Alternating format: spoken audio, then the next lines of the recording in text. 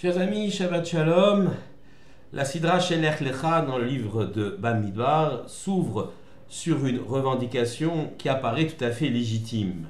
Les Hébreux demandent en effet à Moshe la possibilité de mettre sur pied une équipe d'explorateurs pour couvrir la terre promise.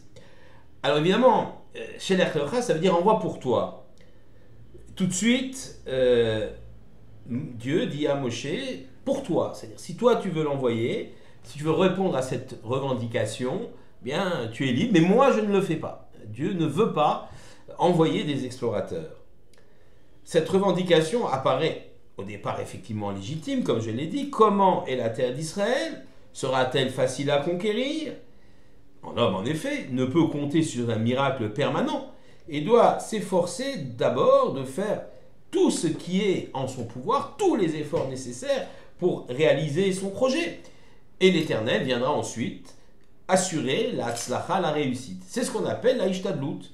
Donc, de prime abord, la demande du peuple n'est pas complètement hors de propos. Il s'agit simplement, techniquement, de voir comment on peut conquérir la terre d'Israël et ensuite comment on peut l'exploiter.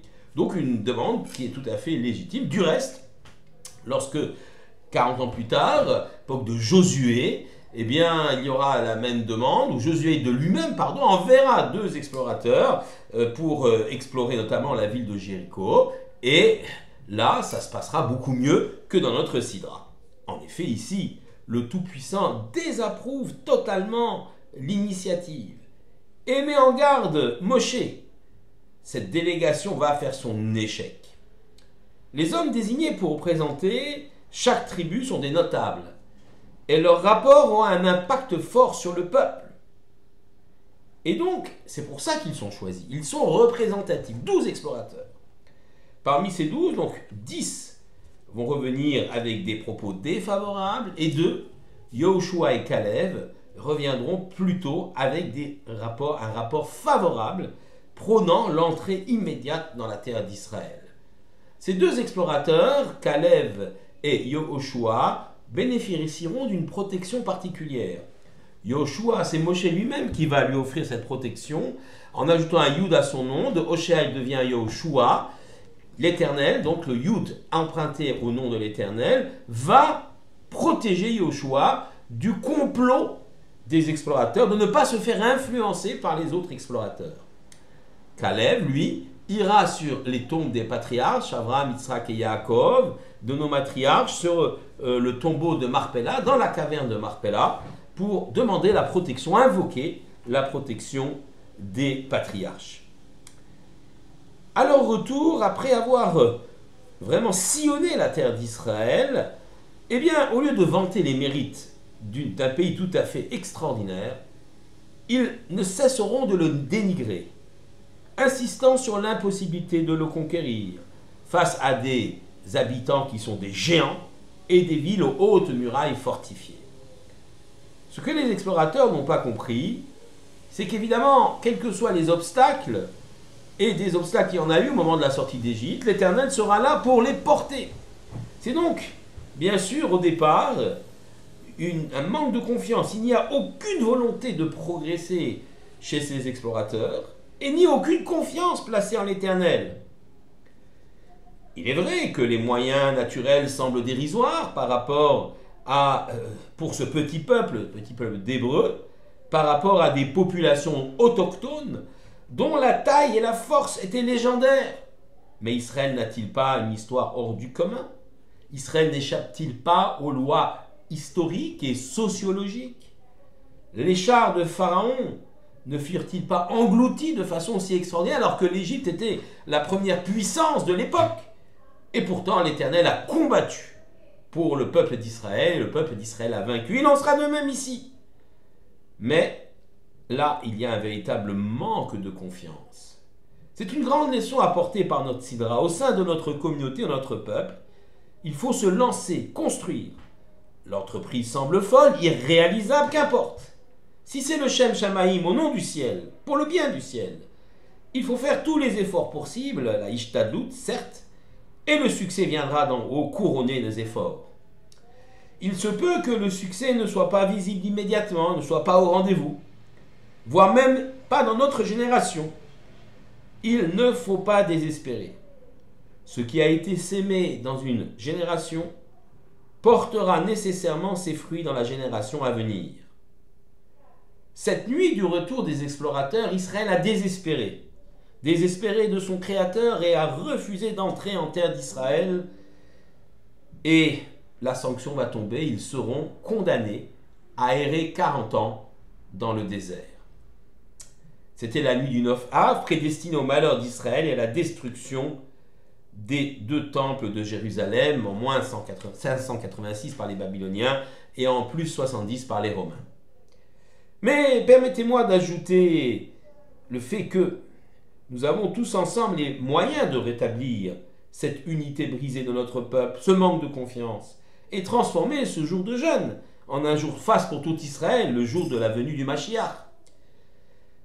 Autre explication que je voudrais vous livrer par rapport à cette faute des explorateurs. Nous avons dit que ce sont des notables.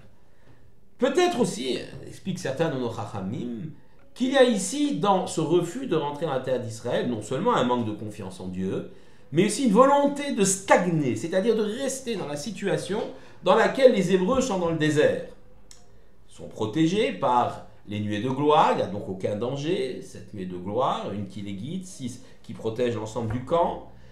Ils ont de la nourriture à volonté gratuite, la manne, de l'eau, avec le rocher de Myriam qui donne de l'eau à l'ensemble du peuple de façon miraculeuse. Bref, ils n'ont pas besoin de travailler, ils n'ont pas besoin de se fatiguer, ils n'ont pas besoin de défendre. Dieu pourvoit à tout et les protège. C'est cette situation que les explorateurs veulent perpétuer. D'abord, pour garder leur position de chef du peuple, de nasi, de prince. En effet, si on rentre en Israël, eh bien, l'organisation du peuple sera différente. On va créer des villes, il y aura d'autres leaders, et qui sait si ceux-là resteront encore au pouvoir. Donc, par volonté de garder ce pouvoir, ils refusent d'entrer en Israël. Ce que ne font pas, bien sûr, Caleb et Yeshua, qui, eux, sont intéressés au bien du peuple. Mais aussi, il y a une autre raison, peut-être un peu plus noble, mais bien sûr qu'il est discrédite quand même, c'est le fait que, dans le désert, finalement, les Juifs n'ont pas à se préoccuper du matériel. Tout est fourni par l'Éternel. Donc on peut se consacrer entièrement à l'étude de la Torah et atteindre un degré spirituel important. C'est peut-être cela que visaient aussi les explorateurs. Rester dans le désert nous garantit une élévation spirituelle hors du commun. Mais l'erreur des explorateurs, c'est que là n'est pas le but du projet d'Hachem, du projet divin. Le but est certes d'avoir les Hébreux dans le désert, de les préparer à l'entrée en Israël, mais c'est surtout l'entrée en Israël et l'installation des Juifs sur la terre d'Israël qui est ici prioritaire.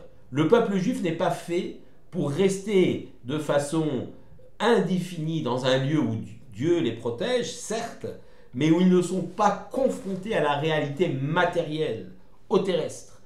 En effet, en entrant en Israël, il va falloir cultiver la terre, il va falloir construire des villes, faire une armée pour se défendre, et tout cela eh bien, sera en moins par rapport à l'étude de la Torah, par rapport à ceux qui se consacrent à l'étude de la Torah. Eh bien, qu'importe. Le but du peuple juif est de construire une société idéale, basée sur la Torah, où l'étude de la Torah, bien sûr, sera essentielle, mais basée sur les règles de la Torah, mais de créer une société, de ne pas rester dans le théorique, de façon indéfinie. C'est ce que les explorateurs refusent de faire. Ils veulent rester dans le monde théorique.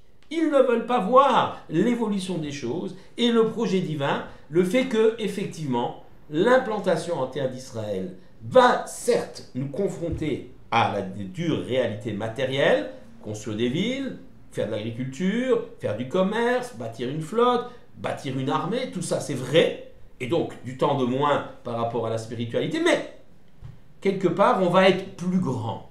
Car le défi du peuple juif n'est pas de rester seulement le peuple du livre, comme certains d'ailleurs voudraient nous y cantonner.